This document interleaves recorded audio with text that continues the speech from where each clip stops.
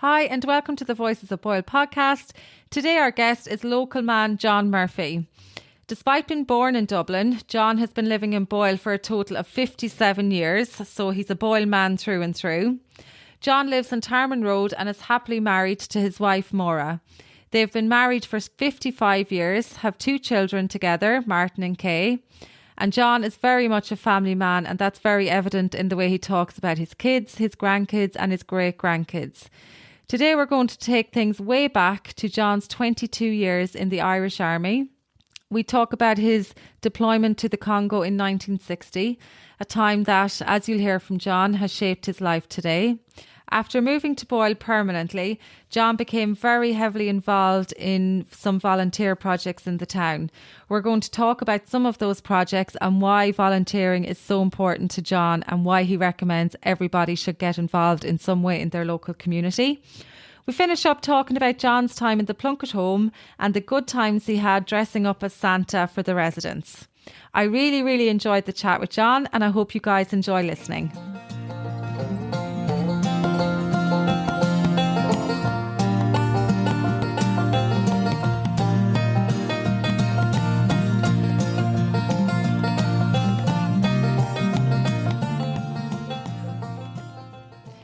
Today we're joined by a very special guest, John Murphy, a neighbour of mine from Tarman Road. We actually had a lot of requests for John to come on and tell some of his story, so I'm delighted you're here, John. And you're welcome, and I'm glad to be here. Yeah, and thank you so much for welcoming us into your home. I'm just looking around here and it's a real trip down memory lane, all the pictures. It is indeed. And Maura loves her ornaments too, but our listeners will be able to see that in the picture, hopefully. So thank you so much, John. I think we'll take things back to the very beginning. Although you're a Boyle man through and through, there's some Dublin blood in you. Oh, it's still sporting dubs. Yeah. So you were born in Dublin, John. Yeah. Tell us a little about growing up in Dublin and those early years. Growing up in Dublin now in the early years, you could, I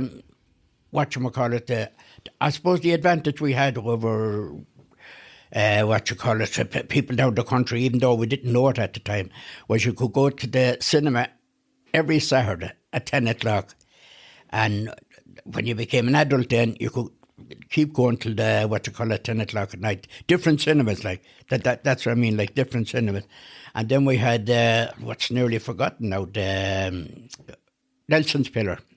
And Nelson's Pillar now, believe it or not, was 81 steps, and they got narrower every step you took, and there was no light. And you got to the top of Nelson's Pillar, and there's no word of a lie. And today you wouldn't be allowed to have Nelson's Pillar, because you could have been blown, and then you could see the whole of O'Connell Street and Parnell Street. That now you couldn't see the whole of Dublin, that'd be exaggerating, but you could. But there was only this bit of wire, and if a strong breeze came, not that I don't believe anybody ever was. But for some reason, anyway, I went up it a few times, I was supposed to count the steps, actually, a few times, So that was the viewpoint, John? You could see over the whole of you could see the whole Street. city, from there, yeah. And and if you were, if you suffered from Vertigo, you were gone. Yeah. You wouldn't get away with that today. Oh, God, no, you would Health not. And safety. And we took it as normal. Yeah. Natural. The natural. With sixpence to go up every time you went up, But it was pure dark. The steps got narrower and narrower. You wouldn't get away with that today, as you said. So how old were you back then, John, when you were taking those kind of risks? I was about 12, I'd say, when I started. 12. But I loved the cinema. I still do. I can't go now, but I loved the cinema that time, and I often went in at 10 o'clock and didn't go home till the 6 o'clock, going from one cinema to another. Are you serious? Oh, I'm genuinely. But we never we took that as normal. We thought everybody in the country was doing the same thing as us, Till and the first time now I left Dublin. I was in school. We'd done. They were to go on the Gaeltacht. They were looking for people to go on the Gaeltacht, and I forget what age I was, but I know the Irish Grand National was on the same time. But I went twice on it, and I got a great love of the Irish language. And the Connemara people, I have to say. I still think to this day, they were the nicest people, most normal and natural. It was, there was nothing. No airs or graces. No airs or graces, just themselves. Exactly. And that's the way they wanted to be, and that's the way they were. It was it was an eye-opener, I have to say. But no, I enjoyed that now. And so was that your first trip down the country then, John, so it was, to speak? Yeah. So you would have been school-going age back then, maybe? Oh, yeah, I would have been, 14 and then 15. I went 2 years and then I was too old for the third year, unfortunately. But no, I have to say I developed a great love of the Irish language, and I have to say the Connemara people. I'd have to mention them. They were the salt of the earth. Florence, to use another word. And then I joined the army. I was with Griffith Barracks. I have to mention this. Yeah. We were then known as the 5th Battalion, and we marched from Griffith.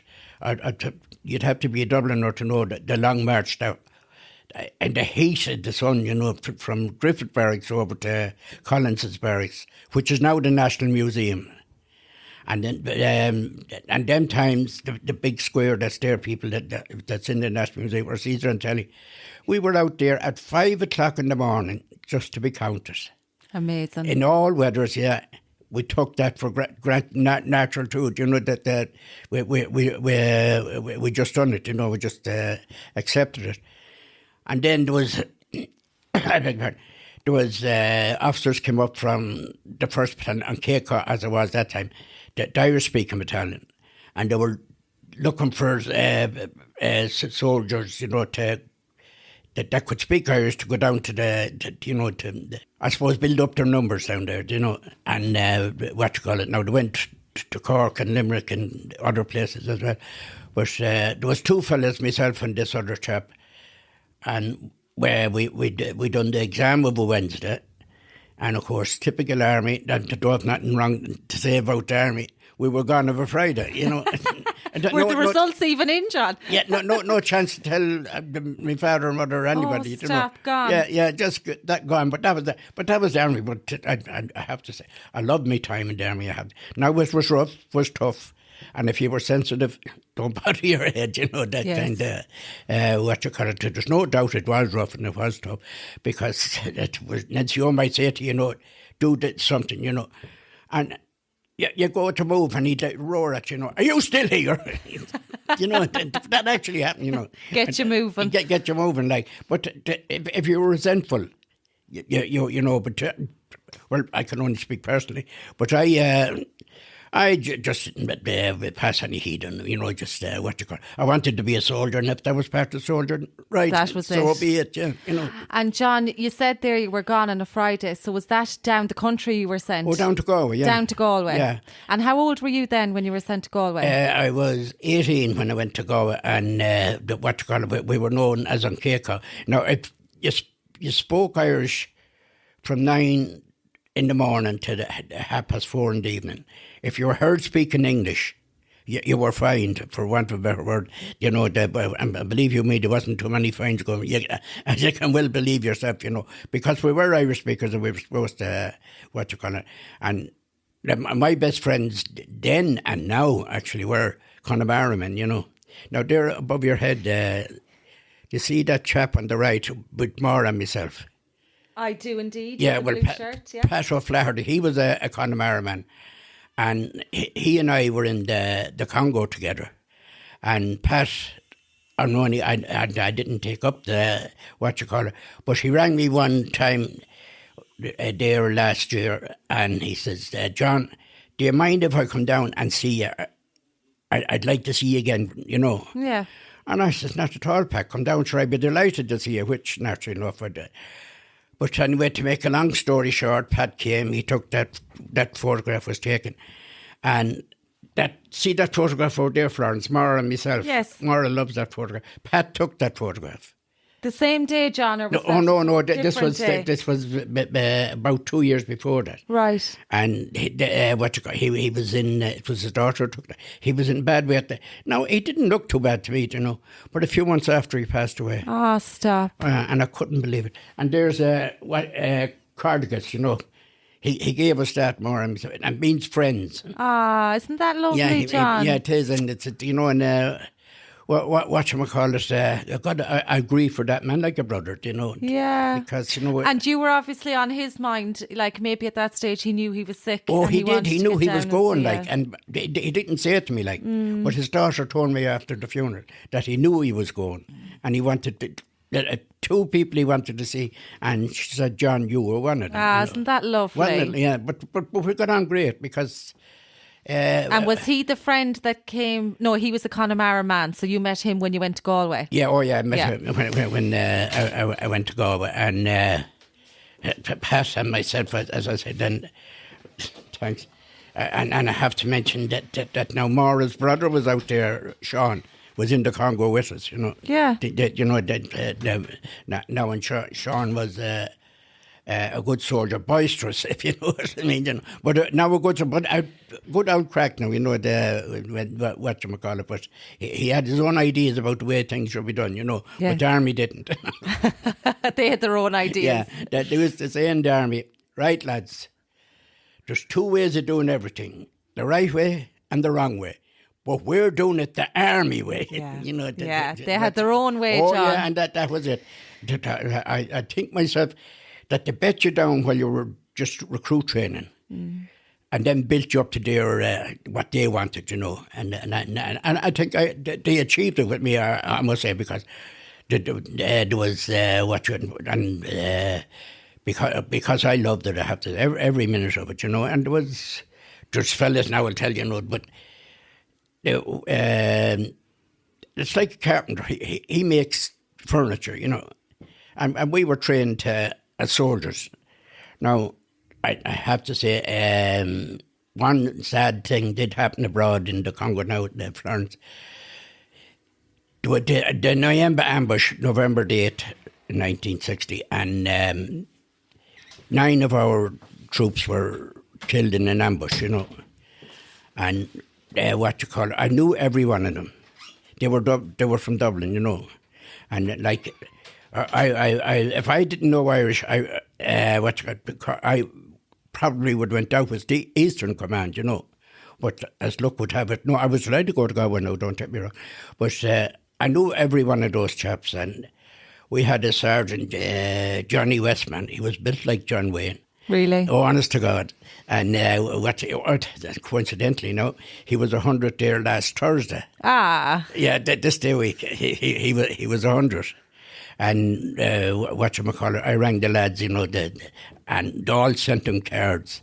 And like he's incapacitated now at the moment. But this is still sound. He said, they'd have to get me out of bed in the morning, John, with a hoist. And then as long as they place me in front of the television and give me something to eat, he said, I'm sound. He said, I do the horses. And I'm happy as any man in Ireland, he said, they're doing that, and they have to come back in the evening and put him back into bed. But it's sound man, for 100 years of age, he has a very positive outlook on life, And I says to him, Johnny, tomorrow now, your 100th birthday be gone and you'll be on the first day to your next 100. Be God you're right, he said. He's on the way. Yeah, be God you're glass right. half full, John. Yeah, the glass half full. Well, mine is always 3/4 full, thanks be to God. Yeah, yours is full too, I'll tell you. But no, just now, in case I'd forget to mention those things, because they're... Yeah, no, you're 100%. Yeah, they were very important parts of the army, and I remember when... Actually, Eamon invited me down, Maura's brother. He was in Cyprus. Right. And I was a chef in the officers' mess in Galway, and he was a waiter. Right. And he went to Cyprus. Now, we were very good friends. And he says, yeah, you'll come down for a weekend when I come back. I said, I will. So I did come down. The weekend turned out to be a week because I met more than Cupid's arrow. Well, definitely struck me, let me tell you. and no, oh God, I've no regrets because what you call. I have to say, I'm blessed with Maura, great wife. We have a wonderful family. You do. We have Martin and Kay and their families, and their children, they're our grandchildren, and their children, great grandchildren, and what you call it now, our second youngest grandchild Morris is one day, isn't he daft, Lucy? No, he's very funny, Nanny. Bless John. God bless her. But, so and now back to you. Sorry, I beg your pardon. No, John, they're the stories we want to hear because that's all part of your time when you were younger, moving to Galway. Yeah. So you went from born in Dublin. What part of Dublin actually, John? Harbour Hill. Harbour Hill. So born there, your early years obviously, climbing up that dangerous hill. We're lucky to have you today. And then joining the army over to Galway. Yeah. Met Maura's brother, obviously, became good friends with him, invited you to Boyle for a weekend. Yeah, and it turned out to be... And as they say, the rest is history. The rest is history. So your journey in Boyle then... John, started then. Yeah, it did. So indeed. you met Maura, and just for people that are listening, John and Maura are married for 55 we years. We are indeed. And 55 years. And I have to say, if I was to marry her again, I'd marry her sooner. I don't know what I was waiting for, but anyway, that I'm the happiest man in Ireland, and I have no regrets, and I hope Maura has none either. But I have none whatsoever. Amazing, John. No, I mean, I married the woman I love, and I love the woman I married. To put it that way, yes. Because for me it was love at first sight. It still is actually. And whereabouts, just out of interest, did you meet her in town, or did you meet her? No, I tell you now. I came down of a Saturday night, and I didn't know anything about Maura at the time, and Eamon and myself, and I think it was her dad came with us down to Lynch's. There was Lynch's at the time, Lynch's. The hotel. The hotel, yeah. And Maura was behind the bar there. And as soon as I seen her...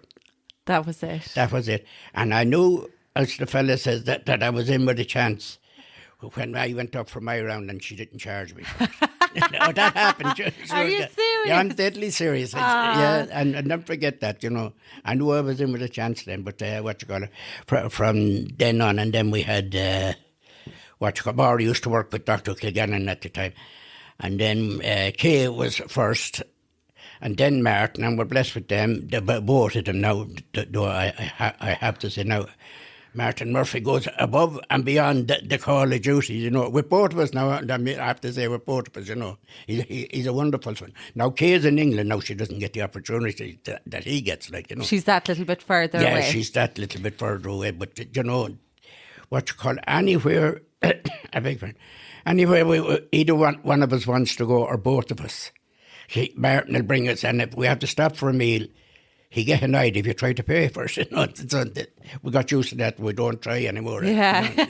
Isn't it great, John, to have family around you like that? Oh, it is. And then... makes all the difference. I mustn't leave out either. Stella, Martin's wife, is the best thing ever happened to our family. And I hope you leave that in, because I mean it very sincerely. She's a wonderful daughter-in-law. Well, she's a wonderful human being, that put it full stop, They're 4 children, and they're all accredited to them. And Elaine now, we haven't seen her. I think it's 4 years she's in Australia, with the COVID and that. Yes, it's hard to get home. Yeah, but she's coming home now the 5th of December, Brilliant. Brilliant is right. Brilliant. And whatchamacallit. Well, thanks be to God, we are very close. And we're all looking forward to seeing her, Fantastic, But John. the first day should be given to her own family, I think, Yeah, I know myself that when you get home, you're mad to go around and see everybody. Oh, God, yeah, I know. I know that. The excitement of it all. 'Cause look, it's great. It's great being away, but I'll tell you, there's nothing like coming home. Oh, no. As said in The Wizard of Oz, let it be ever so humble. Yeah. There's no place like home. There's no place like home. Yeah. And I suppose, I obviously I was born in Boyle, so I'm all Boyle, but Boyle is more or less your home, John. Oh, without a doubt. I'll say this, when the Dubs are playing, I support You're the a Dub. Dubs. But when Boyle were playing in the county final, I was as much a Boyle man as any Boyle man that was born in it, Yeah. And no, Boyle to me is home. You're so right now that now I love Tala where Rovers play. I love the Dubs. But home is where the heart is, and my heart is in Boyle. I can honestly say that, Yeah, because I was actually shocked to hear you were born in Dublin. I thought you were a Boyle man through and through. Yeah. You don't think any man in Boyle was born would be as good looking as me, do you know? Well, now this is it too, John. They're a rare thing around here. So obviously I'm here in your lovely house in Tarman. Yeah. The character and the photos are just so lovely, and we're going to take a picture of that, and so people can see some of the stories. But when did you move to Tarman, John? We moved to Tarman. We were living below in the basement of Dr. Clegannon's home, and then, in fairness to Dolly Morris' mother, the lady that passed on that owned this, and Dolly got on to somebody anyway, and this is no word of a lie, that had an auction here in the house here, and we were bidding first, and then the other person outbid us, And fair play to Dolly, she was watching the auctioneer and the other person. We'll not mention any names now, it wouldn't be fair. And weren't a bidding against us on his instructions. Which then the next day anyway, didn't Dolly go to the son of the lady that owned the house and they'd done the business for €600, or not £600 as it was at the time. £600. Yeah. And it was a house then, but we made it home. Yes, that's very true. Yeah. Yeah. So how many years then, John, can you remember? How many years are you living here? 53. 53? Yeah, 53. Amazing. It is. And you, John, I want to get into... obviously, Boyle has been a massive part of your life, but you have been a massive part of Boyle. Oh, thank you. I wouldn't have said that, but no. I before the interview, I just Googled you, as you do, and I found an article actually on Real Boyle, and it was about your retirement from the Citizens Information, as we know about. Yeah. But in that, then there was a bit of information about your volunteer work, and you have been instrumental in a lot of things in Boyle over the years. So just so our listeners know, John has been a huge volunteer. Before he moved to Boyle in the late 50s and 60s, John volunteered in the Morning Star Hostel in Dublin. I did indeed, helping the homeless and those who fell on hard times. And his love for helping people followed him to Boyle. He was instrumental himself, and some other forward-thinking community members were instrumental in setting up the Roscommon Citizens Information Service, or Citizens Information as we know it today. And he spent 35 years as a volunteer. And during that time, he learned so much about working with people in the community. John was also a volunteer in the Connacht branch of ex-servicemen for over 35 years. 35 years, chairman. Yeah, he was part of the Tarman Road Association. I was indeed. And he was Boyle Town Commissioner for 14 years. I was indeed. So John, obviously, you love people, you love working with people. Yeah. So talk to us a little about your volunteer work and what that has meant to you over the years. Well, as I said at the start, and I just quoted, a poem I heard when I was in school. It could have been 11 or 12. But part of it was, I used to cry, I had no shoes, till I met a man who had no feet. And that has influenced my life ever since. Because, somebody needs help. And if I can give it, I'll give it. And I always based my life on that. And when I was in the army, in Dublin, when I was finished in the evening, at 5 o'clock, I'd go straight up to the Morning Star Hostel. And in there now, they come in, the homeless. And first of all, they were offered showers. They were never made, take them. Never made, I've just offered them. And if people could work it themselves, that was grand. And if they needed assistance, we give them assistance.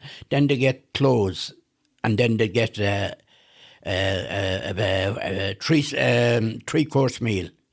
And part of our job was to take a cup of tea and go down and sit among them, because I suppose the word they maintained if you just went down without a cup of tea, you weren't part of it. You were a part of them with the cup of tea. Yes.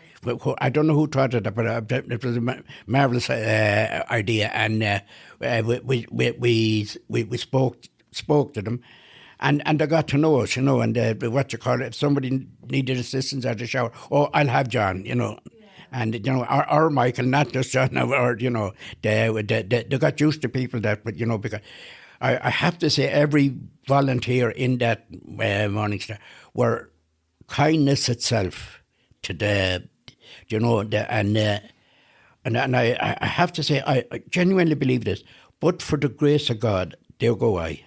And I mean that. And having mentioned God, He has influenced my life through, and always will, I have to say. And we leave that part out there. You can talk about that if you like, John. No. He has always influenced my life. And I do say to our children, our grandchildren, if they use the holy name, look, say God is the same person. Because I'm 81, I shouldn't be saying that. But anyway, I am. But I have never used the holy name in vain. Never, ever used the holy name in vain. And I dislike, I won't say hate, but I dislike anyone to just, But having said that, they're very right. I'm not preaching to anyone, it doesn't go down well with me. But in the Morning Star, now, that was real. You got great satisfaction. I was being paid in the army. I've got more satisfaction in the Morning Star that, they talk about job satisfaction. That is the truth, You go home, John, and you feel like you've made a difference to somebody. You know you made a difference, in Florence. You know you made a difference. And, especially the part I used to like, now I've done the other parts and all, we cooked it and served out the food and that, But the part I liked was going down with a cup of tea and talk. And when you heard them laughing, because you never told them the truth, because, that was what you always told them. And they knew well you were telling them lies, and they laughed their heads off. God bless. Yeah, God bless them. But they knew well, that were what you call it. And I always believe it's the same as with the great grandchildren. The bigger the fool you make of yourself, the more they love it. The more they love it. Yeah, the more they love it. And I'm only speaking for myself. I'm not important. I'm part of a marvellous family, I have to say. I'm blessed with them now, with a marvellous family. But I genuinely can say I'm not, never did, never will. Hope to God I never do feel important, It's just, if I can, even yet, Franz, if I can help somebody, I'll help them, and now, and people... you don't mind me saying this, but people get in letters from Concern and others, and they say, begging letters. They're not. They're people looking for help, and we should treat it that way. They're not begging letters. They're people looking for help, And I'm not bragging about, but I always will support the likes of Concern and them, because they're the heroes. They're the ones that's going out there doing the work. People like me only have to put a few bob in they're the real heroes, and that is a fact. But anyway, that was the Morning Star now, and when I went to Galway, I didn't even get time to tell them. That I was going to... you just left, John. That was the army. You were gone on the Friday. That was the army, yeah, I'd gone on the Friday. So did you ever... I didn't realise I was going over Friday. Yeah, so you never got to say goodbye to them. I never. But this was Wednesday. And I never realised we were going over Friday, Yeah. But the army never asked you, I always tell you, Yeah, and you have no choice. You have no choice. But you didn't mind that. That was the army. If you wanted to be a soldier, be a soldier. Exactly. But that was my... that was kind of the sacrifice you made. Yeah. That was And as I said, then we had Johnny Westman, God bless him. But that's the 9 ambush now, the 9, and I knew them all now. And then Johnny said, now lads, you can grieve for them if you want. I'm leaving that up to you, but you'd be joining them. And they were very wise words, So he meant then... that if we weren't if you had changed your mindset, that you'd fall off and kind of lose. And if you were attacked then, you'd be gone before. You'd be gone, because you wouldn't be in be fighting. a soldier then. Yes. Your mind would be whatchamacallit. And that's tough though, John. Like, I suppose being in the army, at the end of the day, you're still John inside, you're still a person. Oh, God it's very knows, hard, I imagine those were hard days. They were very hard days, and I'll tell you I still November date. That date never passes. Where I used to go to mass for them, but now I get daily mass on the laptop, Yes. And I do offer it up for the lad. I'll never forget. Well, of course, you couldn't never forget them. And how long, John, were you in the Congo? We were in the Congo 9 months. 9 months? 9 months, yeah. But we're only getting used to it when we're coming back. Yeah, and exactly, you're only settling in. Yeah. And before we started recording, actually, John told me that you were one of the first to leave the country. Oh, we were the first, not one of the first. We were the first. The first. Well, now tell us about that, John. We were the first. Now I remember now in Galway, and I'll tell it in English because it was the words were in Irish, but just so people can understand. I was a storeman in Galway, and I beg your pardon.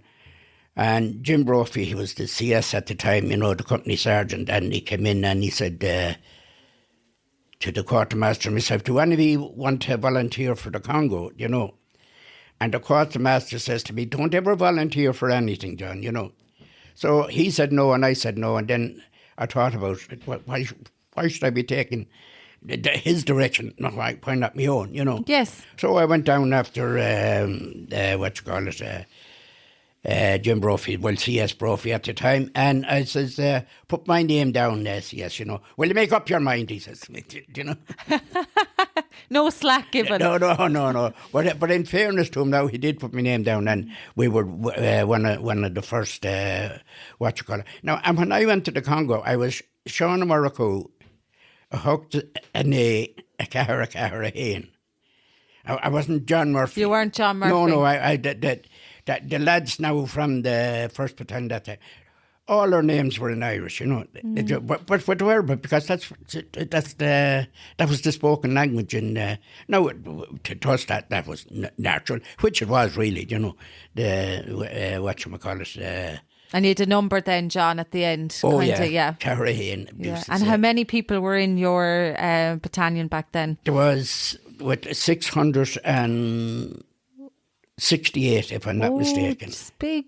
It was a big battalion, believe you me. Now, there was the Western Command, which was us.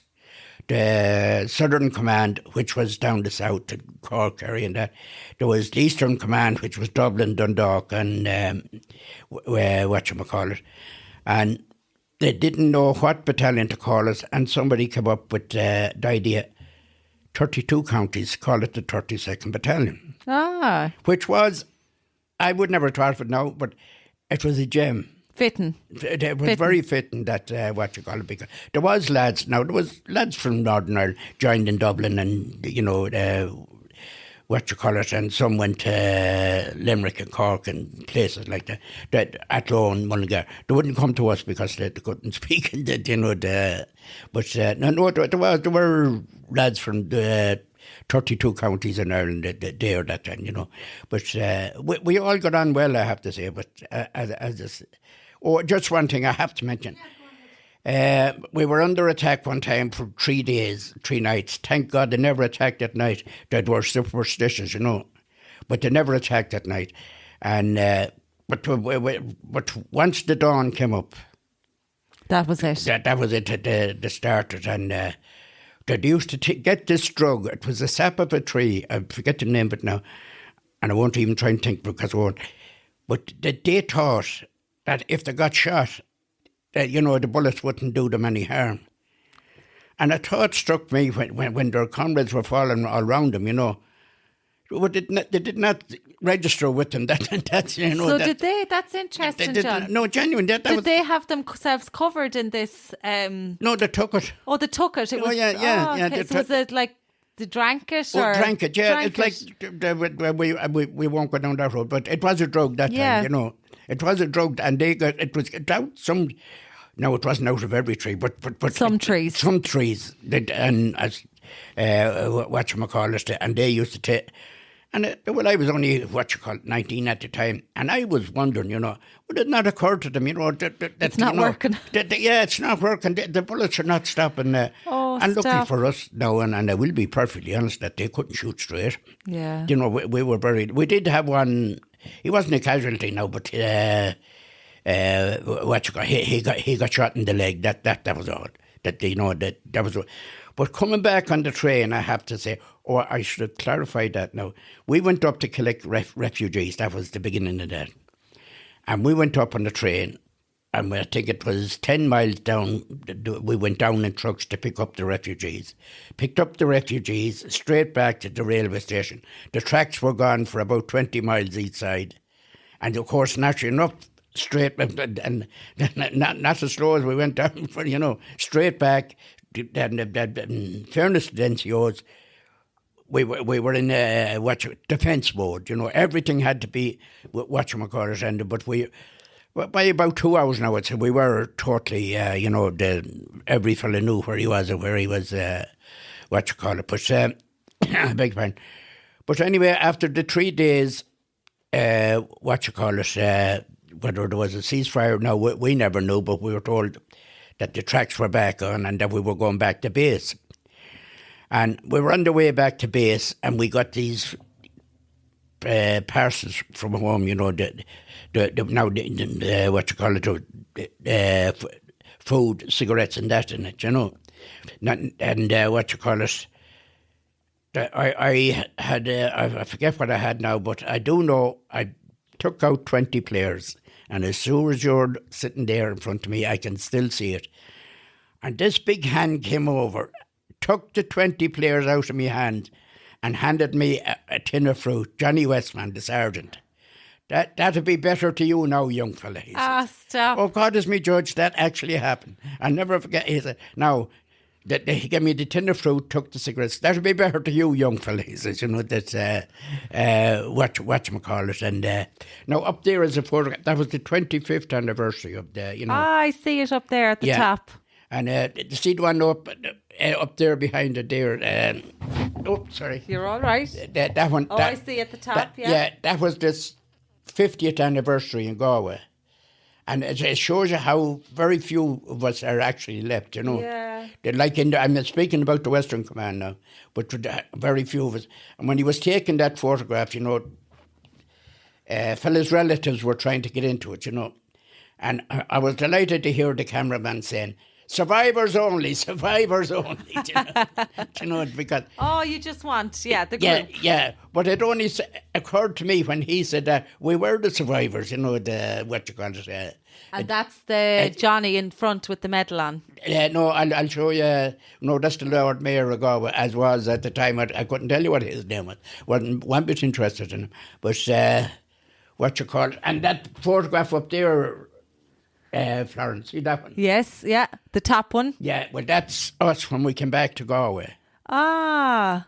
In 1961. That's us when we came back in 1961. Oh, God. Pat is on my left there. Can you see me there? I can, indeed. Yeah. Well, Pat is on my left. That's there. That's a great photo. Well, what we'll do, John, is Carlo will actually take photo of that. Oh, certainly. And people can see then the photo that we're talking about. Yeah, certainly.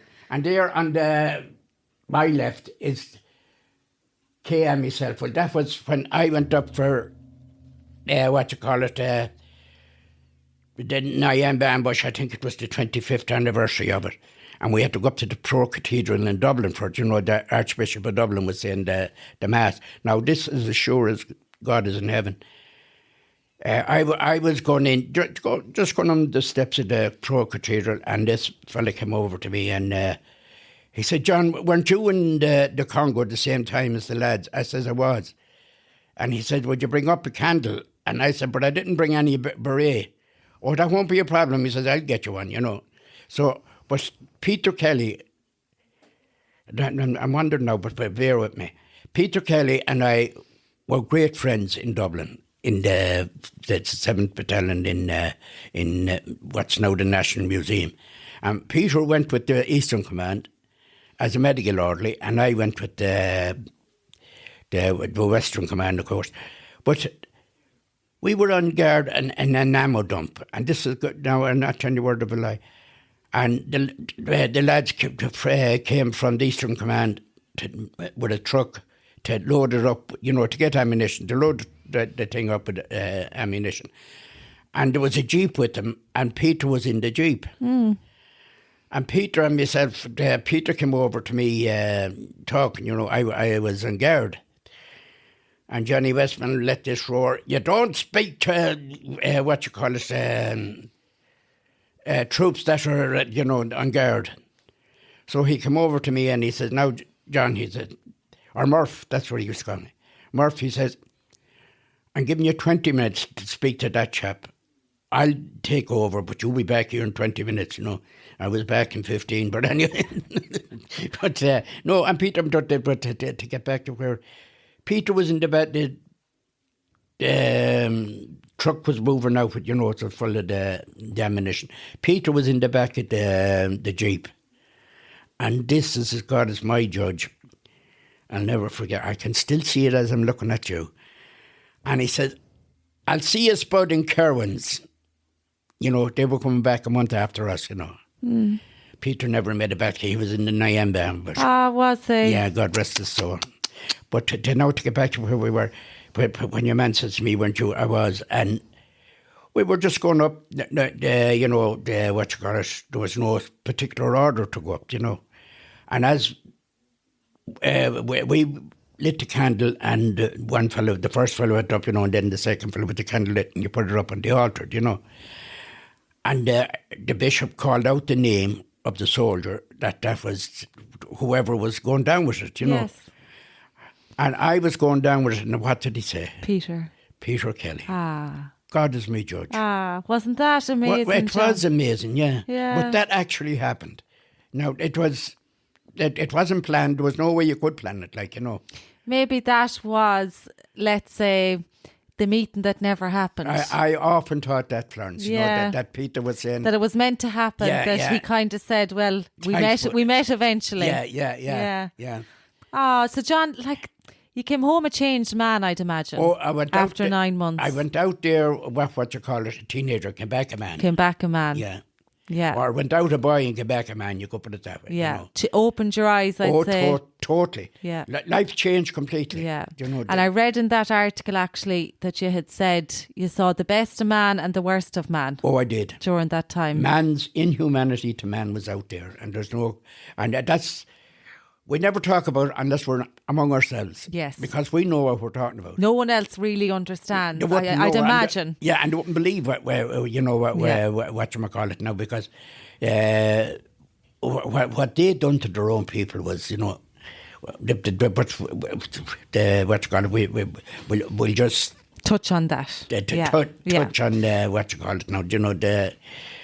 Now, when we'd go into villages that had been attacked, and they dismembered them and threw them all over the place. Now, the first time we went in there, I threw up and let go in my trousers at the same time. But Florence, after that, you didn't.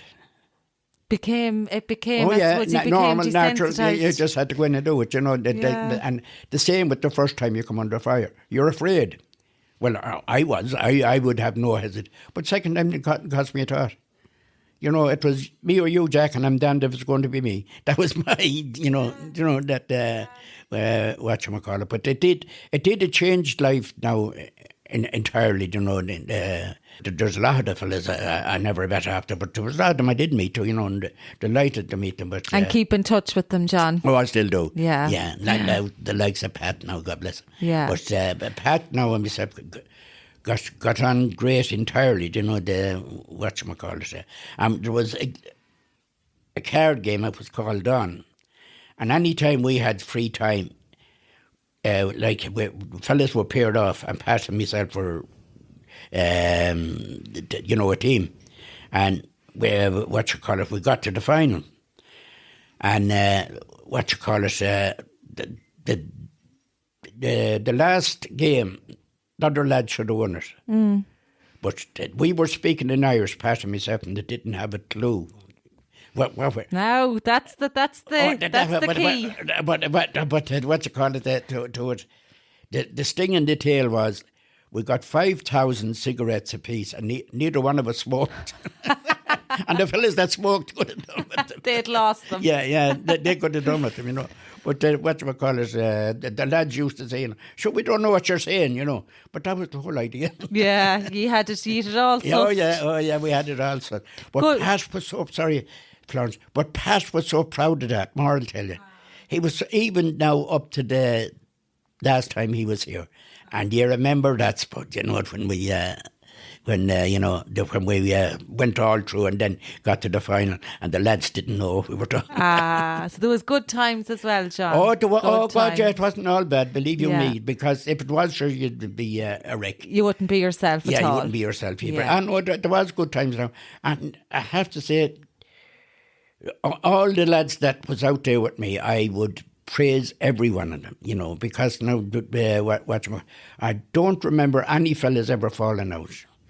Because your best friend was your rifle, and your second best friend was the man inside you, when you were firing it, I suppose you had to be family at that stage. We were, actually, you put it in a nutshell, we were a family. We were a family, you put it in a nutshell. To look out for each other, and that's all you had. Yeah, that's all you had, because when you were under attack, you weren't so much concerned about yourself as the fella on the left and right, but he was the same. So that was a defence on itself, because if you run thinking yourself, you'd you wouldn't last. You wouldn't last. No, you would not. That's a great insight though into because I always remember growing up only up the road.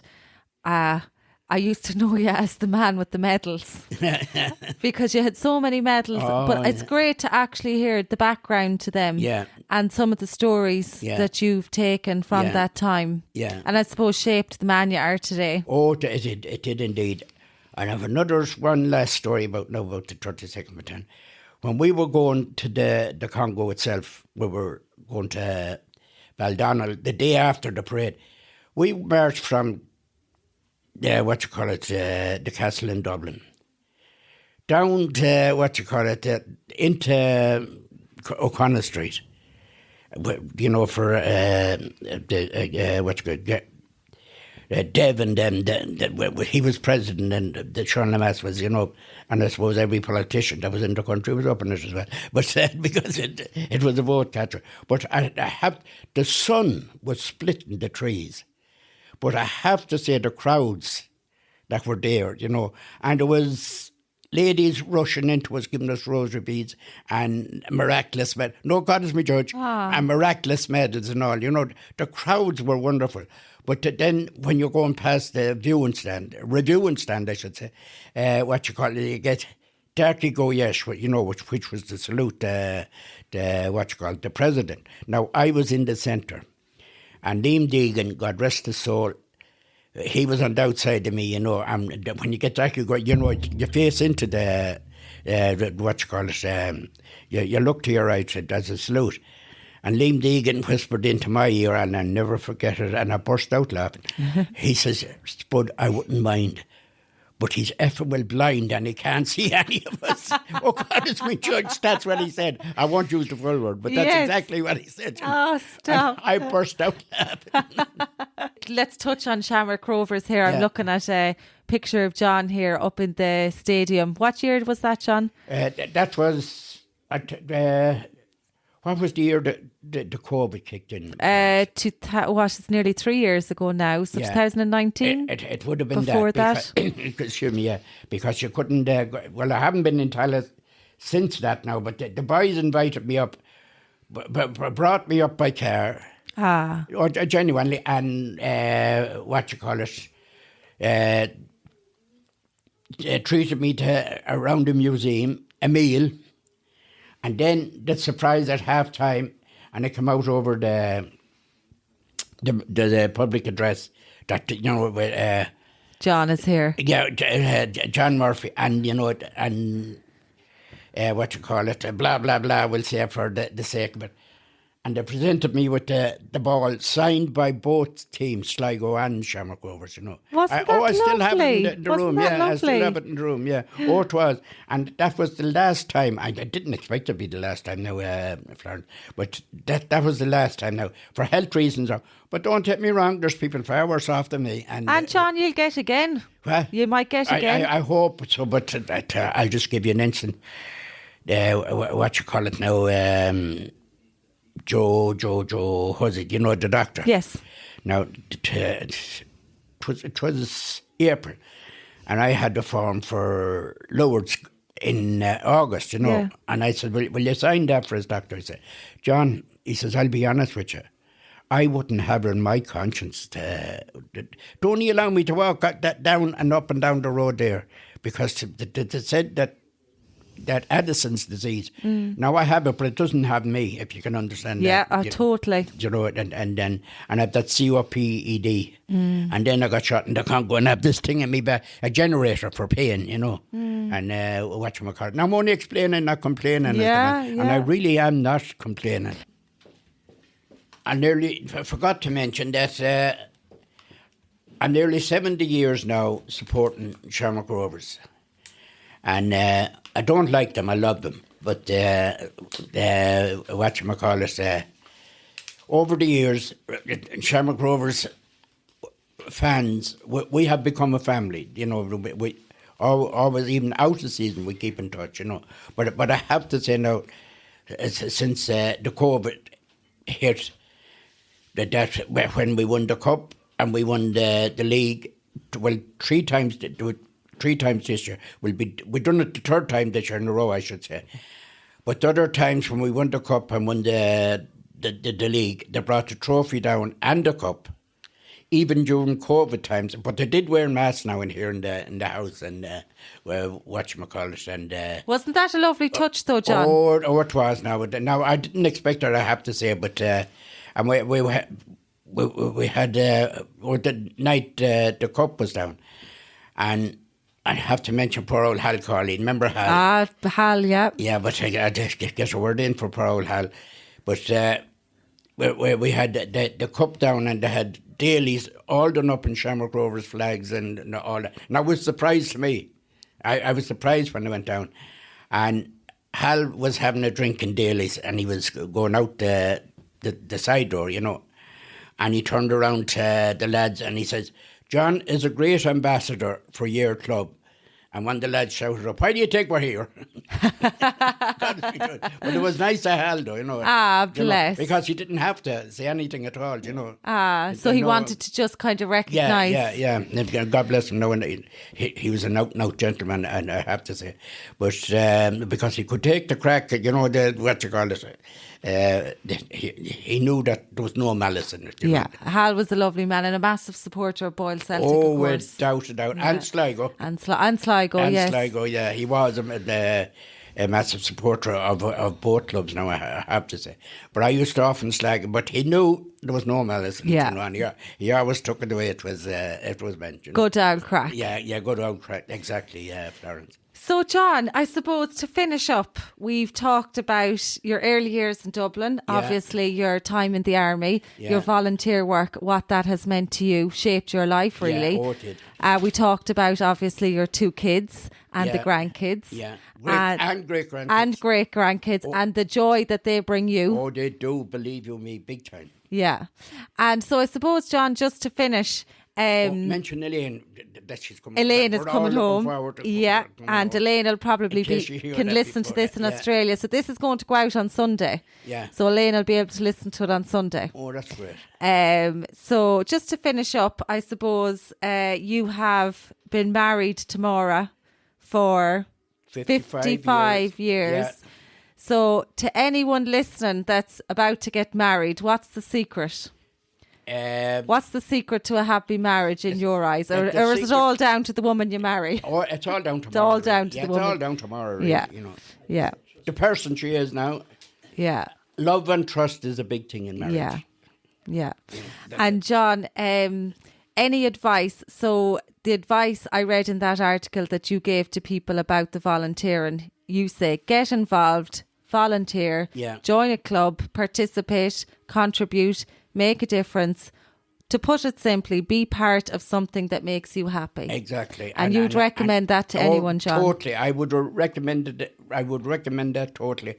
And if I could, I would still be volunteering. You would? I would genuinely. I would still be volunteering if I could. And I would urge anybody, positive thinking, you get involved with, if you get involved with something, you're not thinking of yourself, you're thinking of something and somebody else, and that's very important, because what you call it now.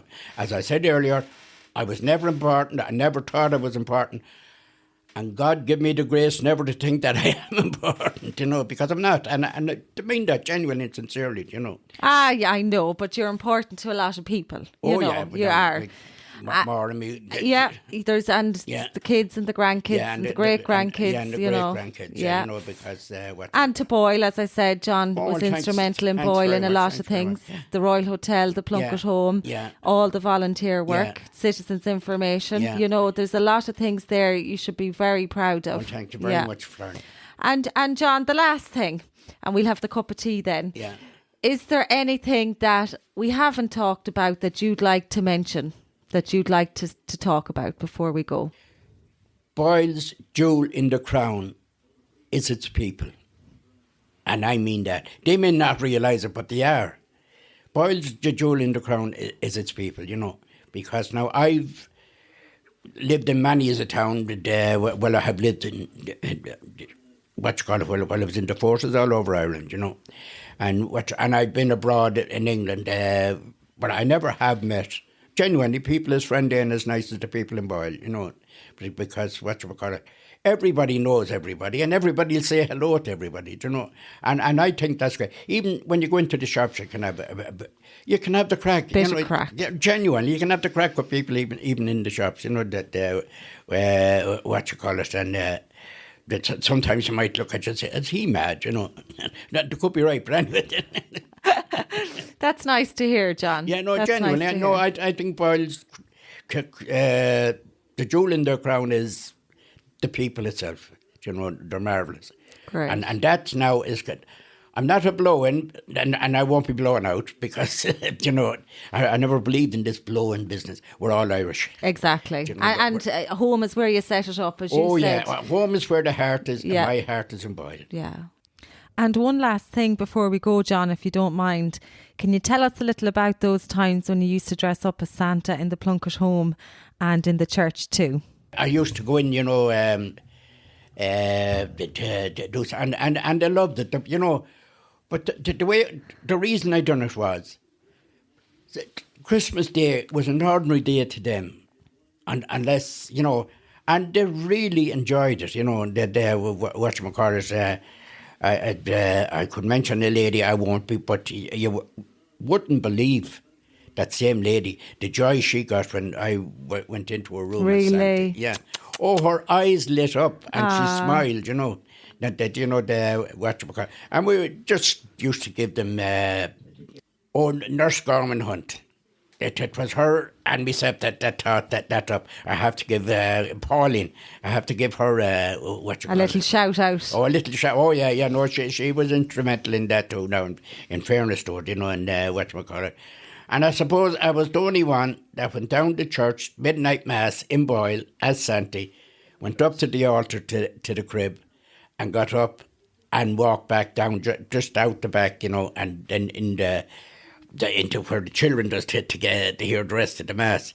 But now, just on that now, Father Jerry says to me, I was looking at you, but I could see the congregation. Yes. And he said, John, if you could see the eyes of the children when you were up on the altar, And then, now, I didn't give any demonstration, waving the hands or anything like that, because, to me anyway, the church is sacred. And they just walked out, and he said it was done very gracefully, wasn't that lovely? It was. It's a great memory to have. So you did it, John, in the church and then up to the Plunkett Home on Christmas Day, or was it just around Christmas? The Plunkett Home. Christmas Day for the Plunkett Home. For the Plunkett Home. Yeah, I done it for our own children, our grandchildren and our great-grandchildren, I done Santee. Wasn't that lovely? Yeah, because, I was 14 when I believed in Santee. Yeah. No, genuinely.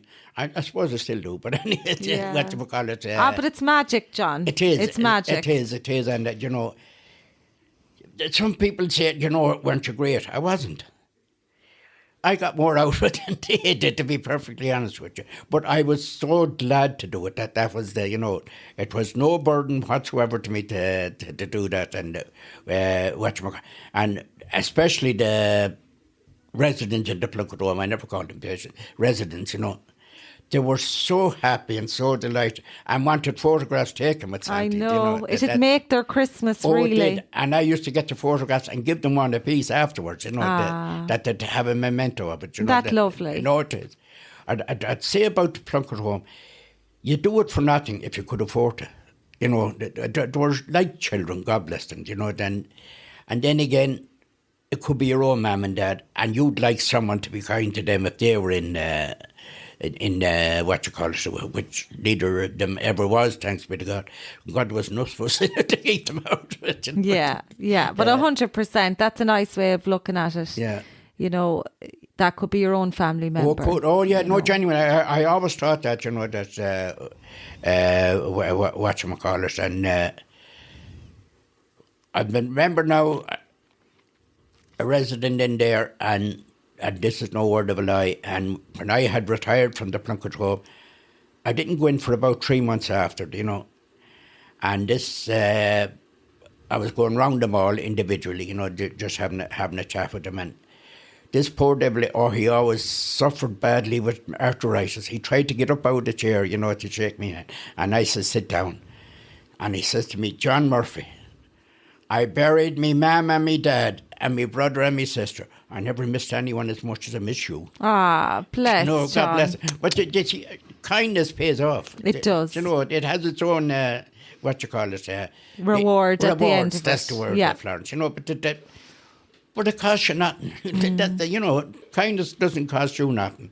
And it means so much to the person that you're giving it to. And that's the thing to think of or dwell on when you're doing it. It means so much to that person, and it's costing you nothing, But when you see the smile of some of them, it's what you call it. That's payment in itself. More than payment in itself. Yeah. And I have to say, 2 men, if you don't mind, Florence, that made Boyle for me was Martin Rush, Dermot Davitt. I have to mention Dermot Davitt because he was secretary and I was chairman of the Boyle Ex-Servicemen's Association for 35 years. And Dermot, and if anything tough came up, and Dermot said, I'd leave it to you, John, sure you know best, And sure, we always got through it anyway. Just think about something and then do it, But Dermot and poor old Martin was he was also an the Boyle Citizens Information. Yeah, he was. He and I and Connie Fallon should get a mention too. God bless her. But she was too with But the thing was, 35 years, nobody ever went into that information centre seeking information that I ever heard a word about what they said outside. And I'm very proud to say that. Never, ever anyone could say, I said that, told them in there in confidence and, I heard it out. They didn't. Because that's where it stayed. That's where it stayed, and that because we got 9 months training. We didn't just walk in and say, the information centre's here for you, We got 9 months training, and then if you couldn't sign up to that, you were asked not to sign up, that. So important, John, so important, yeah. It was indeed. And it was a great asset to the community back then. Believe you me, it was. Yeah, no, it certainly was now a great asset to the community, and and I can honestly say I was often offered, when whatever advice I gave someone worked out for them, I'd come back and offered me money. We couldn't take it, but they didn't realise coming back and thanking me was worth more than any money, you know. Yeah, and to see the results of what you were doing. And I'm sure other members were offered, tokens like that, and they never took it. I know Martin Rush was, and he never took it. Like, now, that's, I can speak about Martin, but no, we had, there were, that should, what else would you be doing, as the man said, you know? Yeah. Well, that's it, John. We'll finish it up at that. And I just want to say thank you so much for talking to us. And I'm sure everyone that's listening will really, really love to hear the trip down memory lane of your stories from abroad and at home and what Boyle means to you. So thank you so much for your time. You're welcome, Florence. The pleasure was all mine. Thank you, John. And that's a wrap for today. Thank you so much for listening, and I hope you enjoyed the episode. If so, we'd really love if you could share the podcast on social media. You can find us on Facebook by searching for Voices of Boyle. We'd also love to hear your feedback and suggestions, so feel free to reach out to us via our website at www.voicesofboyle.com. And finally, we're always looking for new guests, so feel free to drop us a message if you'd like to jump on and have a chat with us. Thanks again, and chat soon.